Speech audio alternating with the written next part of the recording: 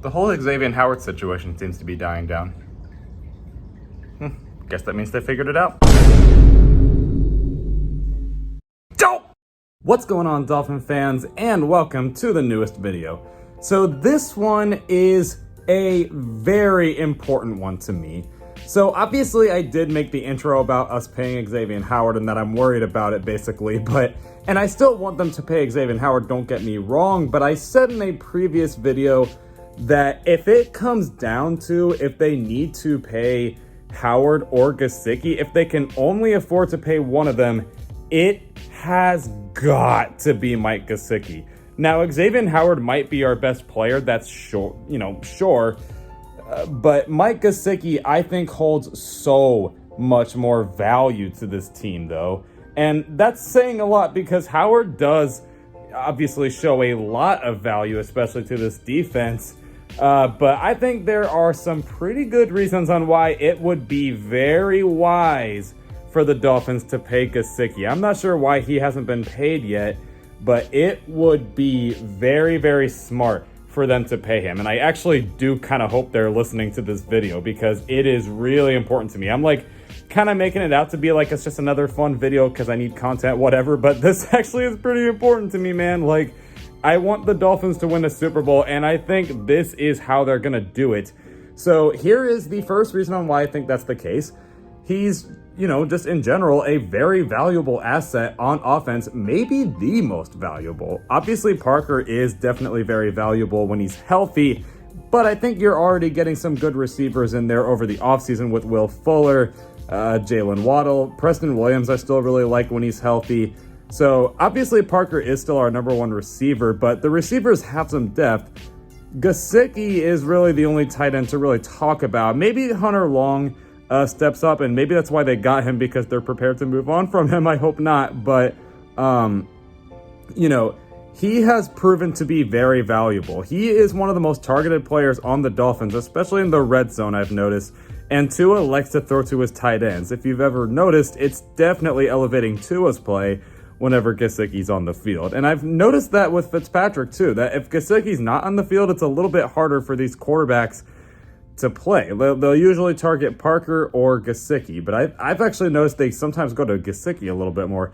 Basically what I'm saying is he's just way too valuable on offense for us to let go of, and it really wouldn't make sense. I can't think of an example off the top of my head, but man, it'd be like, maybe I guess we'll say the Patriots back in the day, like, if they traded Gronk away, that'd actually be pretty pivotal for them because Gronk is one of their best players. Not the best player, but he is one of their best players. He is a Hall of Famer, and I mean, who's to say Mike Gesicki can't get there one day? He's still pretty young. So anyway, let's maybe not, jinx that, but you get my point here. I'm basically just saying that he is far too valuable to let go of. Now let's jump into the defense. Howard is great, but the thing with him is that we already gave him a contract extension, whether he likes it or not, and I think it's actually a fair extension. The Dolphins do want to keep him. That's why they gave him that contract extension in 2019, so that whenever he does eventually break out like he did in 2020, they don't have to worry about this because they already paid him. Now, he feels like he's outperformed that contract, which sure, he did, but, don't be that guy that cripples the team, Like, we still have a very young team, and we can't really just be throwing money all over the place. We already dealt with your contract. At least prove that last year wasn't a fluke. We know it's not, but at least prove that it wasn't. And the other thing is, this defense as a whole is still going to be good without him. And honestly, remember that we still have Nick Needham and Noah Igbenogany that could potentially step up if we are to trade away Xavien Howard. We'll still have Byron Jones out there, who is still a number one corner for most teams. And you never know. A lot of people are saying Igbenogany might step up this year and have a much better season than his rookie year. I wouldn't doubt it.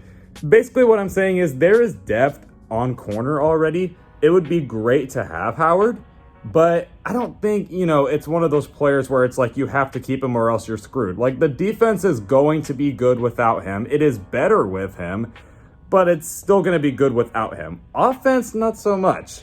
That actually kind of leads into my third point here, is that this is an offensive league.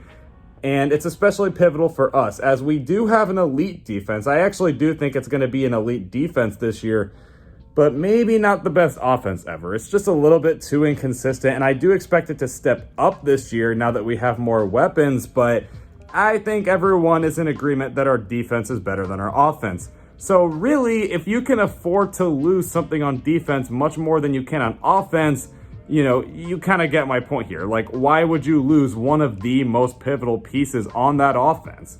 Because the defense is great, but if the offense just isn't helping them out, we've seen over and over again that's just, it's not good. It's like, in a way, a recipe for, not disaster, but like, I don't know, just to lose, Like, the defense can help, but we need to complement each other. If we can afford to lose Howard and it won't be the end of the world, but the same can't really be said about Mike Gesicki, then I think you know who to pay if it's between the two. Hopefully they can pay both of them. That would be awesome, but that's just a lot of money, especially since they're going to have to pay a franchise quarterback, whether that's Tua or not. But I think you guys kind of get my point here. He, to me, is the most important player to extend on this team. And unfortunately, with the Hunter Long pick, maybe they're preparing to move on, but I hope not, because I truly believe this year is going to be the year that he steps up. I've been saying it about Mike Gesicki. I've been saying it ever since I started this channel. Everyone gave up on him after his rookie season, and I made that video in 2019 about not forgetting about him. And I even said after that season that he was still underrated, and then now people are talking about him. I bet he's going to break out this year and everyone's going to talk about him. Like, he's going to be well known as one of the best tight ends in the league. I've been saying it about him, and I think I'm going to be right at the end of the day about Mike Gesicki. I'm not talking about whether he gets paid or not. I just mean him as an athlete, and I hope the Dolphins see it too. Like, again, Howard's great, but let's think about value here. What's probably going to help the team win the Super Bowl a little more? Probably this. But let me know what you guys think in the comments below. Do you agree with what I'm talking about here? Are you even, what are you thinking about Mike Gesicki's contract? How is this not being talked about enough? Let me know what you guys think in the comments below. And until next time, I will see you on Thursday. Fins up.